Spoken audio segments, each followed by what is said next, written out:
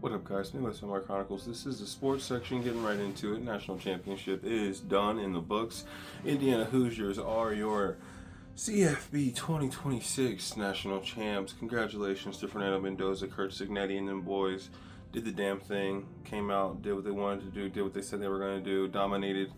Looked really good in the process. Could have lost if Miami had a great game-winning drive. Carson Beck came up short, which is unfortunately the personification of his career in college football at Georgia and even now at Miami, being really close to winning really important games and coming up short in the most important ones.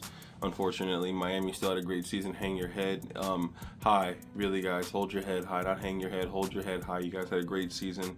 Did a lot of things nobody thought you guys could do. So really amazing to watch you guys do what you did. And then Indiana, just can't say enough about Kurt Signetti and the culture he's instilling. This is that moment where I'm a Dolphins fan. We fired our head coach, and the kind of culture that Kurt Signetti just put in Indiana in 2 years. Indiana was the losingest football program in college football history until this year. They had lost the most games in college football history, which means on a docket for so many people for decades who were diehard Indiana fans. They won nothing. They didn't win it all. They didn't have a chance to win games. Stand the fuck up, Indiana fans. Indiana Hoosiers fans. Hoosiers? I know I didn't do it right. I don't give a damn. I can only imagine how amazing that must feel to finally win after all these years of not even sniffing a national championship. Good job, guys. Congrats to you guys. I'm really happy you guys have now reached the pinnacle again. And really, sincerely, with Kurt Signetti, the kind of coach he is, coming from a Nick Saban tree, I don't think this stops anytime soon. I think he's now got the blueprint. Now it's got the desire across the country for kids to come and play for him. But watch out. Indiana's going to be a powerhouse in the Big Ten for some years to come. Fernando Mendoza should be the number 1 overall pick in the NFL draft. Yeah, we can talk about trades. We can talk about athleticism, what he doesn't do. But what he does do, leadership, beautiful traits all on the field, good enough arm, good enough instincts, quick release, smart, savvy, and he has heart. Those kind of things are unmeasurable in the NFL and will take you a long way if a team is ready to build around you and give you everything you need. So I almost look at Fernando and say it might be a disservice for him to go to the Raiders because the Raiders don't have a team to give him what Indiana gave. It might be better for him to have a team trade up for him that has an established O-line and established group of starters to actually make it easier on him, because I honestly don't want Fernando to go to the NFL and become one of those players who gets beat down so much he has no desire to play anymore, or he just looks like a bust, because he's not coming into the NFL with the crazy trades that make you salivate about his ceiling. I think he's already close to what his ceiling can be, but his ceiling's still pretty damn nice for any NFL franchise needing stability and a quarterback who's going to play his heart out. So, I think he did nothing but help his stock. He didn't throw a touchdown, but he didn't need to. Running in that game-winning touchdown on 4th and 5 from the 7-yard line was already enough gumption. That man showed so much heart, and too many evaluators who were watching that game said he might not win every game that we need him to, but man, they're going to fall behind him and they're going to love playing with him, and we need that for starters. So Fernando Mendoza, good job, my boy. I think you really just paid yourself a lot more than you thought. I think you got yourself a lot farther in life than you just thought you did. So kudos to him and his family. And the Miami conversation makes it that much more bittersweet that he's from Miami, able to beat them in the national championship, like I said last week, and really stamp his seal on one of the greatest seasons in college football history. 16-0 has never been done before, and to do it in a time where NIL and college football playoff is all muddy and teams are constantly getting 5 stars and 5-star this and 5-star that, and for Indiana to come through and win with a bunch of 4 stars, a bunch of 3 stars, no star recruits. Wow. Kurt Signetti came from James Madison, y'all. Kurt Signetti came from James Madison, and he's now a college football national championship winning coach. The sky's the limit if you truly believe, and that's one of those things where, goddamn, Indiana, you guys deserve this. Good job. All you fans and all you die-hard football fans of Indiana football, good job. That's fucking sensational. On the NFL playoffs, divisional round. Hang your hat up for Josh Allen. He's a fucking amazing quarterback. don't believe Sean McDermott should have got fired today. I think it's kind of crazy that he got fired, but it is what it is. The NFL is a business that wants results immediately, and winning division crowns and no playoff and no championships doesn't feel as great. So I suppose it makes sense that he got fired, but he's a damn good coach, and wherever he goes, they're gonna be just fine. I think Sean McDermott, honestly, the Steelers, the Ravens, they make the most sense because he is that kind of man, bred through hard work, keep on pushing, never give up, and I think those are two places that really bode well with what kind of coach he is. Feel bad for Bo Nix also. Hats off to Bo Nix.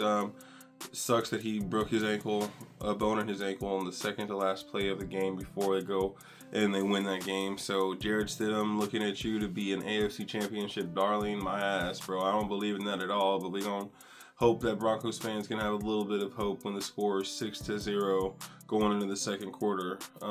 But that's unfortunate. The Broncos should have a good chance because if I'm being honest, Patriots against Texans, CJ Stroud gave y'all that game. CJ Stroud threw 4 interceptions in the first half and did not even look like he was playing football.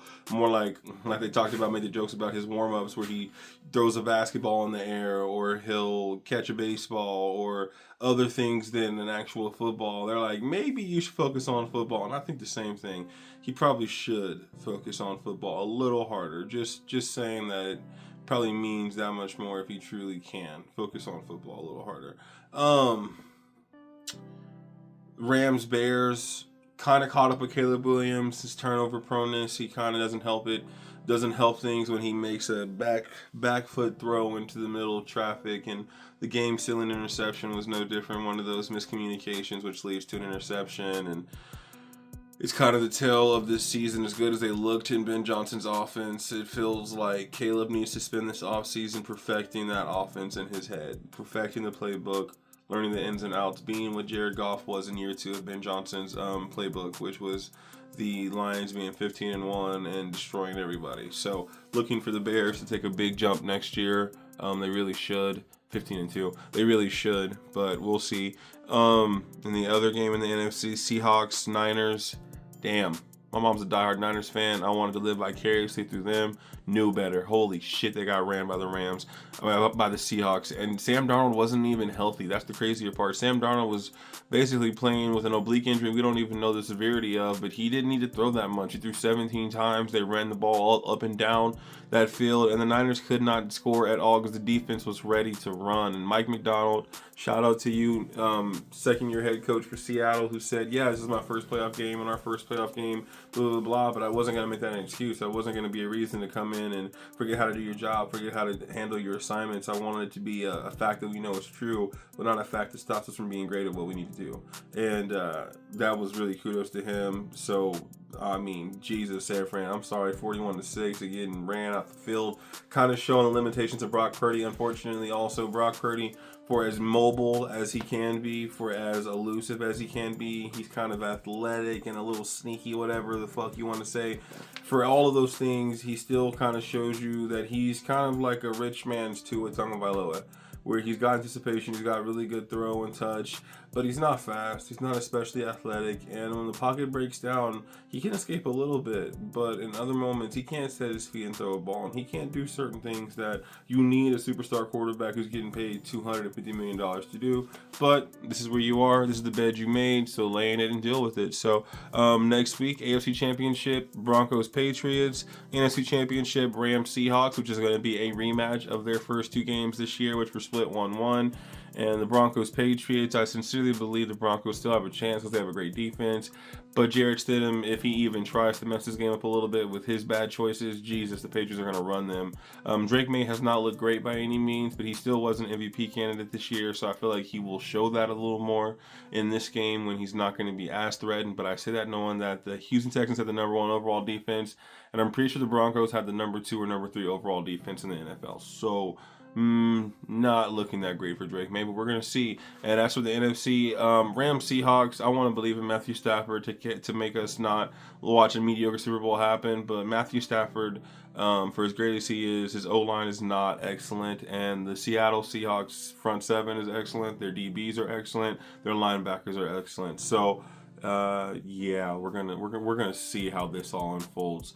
Hoping for the best. I predict the Seahawks and Patriots to be in the Super Bowl rematch of 2015 when Russell Wilson threw that ball and Malcolm Butler picked it off instead of letting Marshawn Lynch run the ball in at the 4-yard line. So I think it'd be a rematch, and the Seahawks will be able to do right what they didn't get right last time. But we'll see. It's almost over, so college football is over today, and NFL's only got officially 2 more full days of NFL coverage and NFL excitement. So here we go.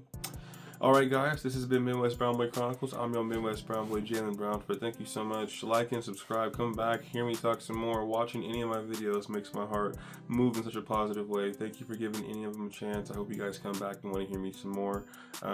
Sports is almost over, so I'll focus a little heavier on movies and TV and some music sprinkled in, but still coming in and catching up on sports when things happen or pop off. So, appreciate anybody who's watched my videos again. Thank you so much. Try and get the viewership up, the subscribers up. But you know what? Things happen. We keep going. We keep pushing. So you guys have a good night. I'll talk to you guys later. Peace and love always.